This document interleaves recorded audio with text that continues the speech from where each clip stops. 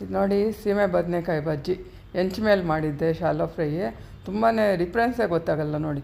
ಇದಕ್ಕೋಸ್ಕರ ಕಡಲೆ ಹಿಟ್ಟು ಒಂದು 100 ಗ್ರಾಮಷ್ಟು, ಒಂದು 3 ಸ್ಪೂನು ಅಕ್ಕಿ ಹಿಟ್ಟು, ಸೋಂಪು ಓಂಕಾಳು, ಜೀರಿಗೆ ಪೌಡ್ರು, ಚಿಲ್ಲಿ ಪೌಡ್ರು, ಉಪ್ಪು, ಅರಿಶಿನ ಸ್ವಲ್ಪ, ಚಿಲ್ಲಿ ಫ್ಲೇಕ್ಸ್ ಸ್ವಲ್ಪ, ಇದೆಲ್ಲ ಮಿಕ್ಸ್ ಮಾಡಿಬಿಟ್ಟು ನೀರು ಹಾಕ್ಕೊಂಡು ಕಲಿಸ್ಕೋಬೇಕು.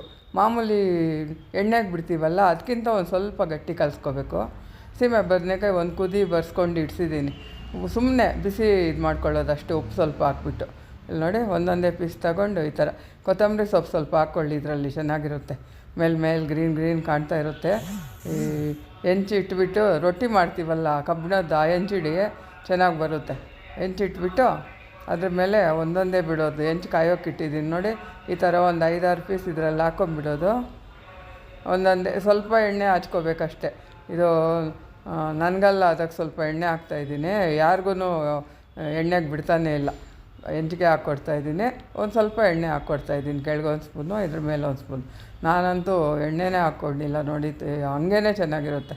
ಎಲ್ಲ ಹಾಕಿರ್ತೀವಲ್ಲ, ಘಮ ಫುಲ್ಲು ಬಜ್ಜಿ ಮಾಡ್ದಂಗೆ ಮನೆಯೆಲ್ಲ ಸುತ್ಕೊಳ್ಳುತ್ತೆ ನೋಡಿ. ಎಲ್ಲ ಒಂದೊಂದಾಗಿ ಇಟ್ಬಿಟ್ಟು ಈ ಕಡೆ ಆ ಕಡೆ 1-2 ನಿಮಿಷ ಚೇಂಜ್ ಮಾಡ್ತಾಯಿರಿ. ಹಿಂಗೆ ಮಾಡಿ ಕ್ರಿಸ್ಪಿ ಬರುತ್ತೆ.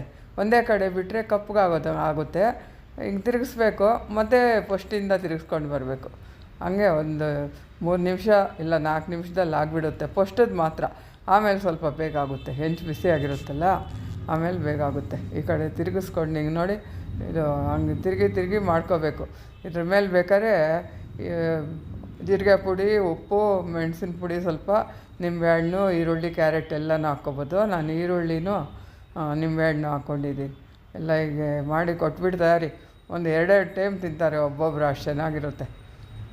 ಎಣ್ಣೆಗೆ ಹಾಕಿರೋದು ಎಣ್ಣೆ ಅಂತೇಳಿ ಒಂದು 4-5 ತಿಂತೀವಲ್ಲ, ಇದಾದರೆ ಆರಾಮಾಗಿ ಹೊಟ್ಟೆ ತುಂಬ ಕೂಡ ತಿನ್ಬೋದು, ಏನಾಗಲ್ಲ. ಮಾಡಿ ನೋಡಿ, ನೋಡೋಕ್ಕೆ ಎಷ್ಟು ಚೆನ್ನಾಗಿದೆಯೋ ಮಾಡ್ಕೊಂಡು ನೋಡಿ. ಇದಕ್ಕೆ ನೋಡಿ ಉಪ್ಪು ಖಾರ ಎಲ್ಲ ಹಾಕ್ಕೊಂಡಿದ್ದೀನಿ, ಸಖತ್ತಾಗಿತ್ತು.